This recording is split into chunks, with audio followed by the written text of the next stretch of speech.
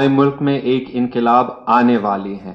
लोग बहुत नाराज हैं, लोग इसी वडेरे सिस्टम के साथ फेड अप हैं। लोग ये नहीं चाहते हैं, फ्यूडलिज्म, सरमायादार, ये चीजें नहीं चाहते हैं। We need radical reforms, but our politicians will not give us radical reforms because we have spent the last 75 years dancing between feudalism and capitalism. There is no space for social reform. Yes, in terms of the lands that we have,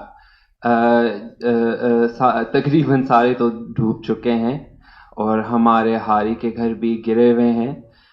So of course we are always here for the people. We don't stop anyone at all, and we are doing our best to help.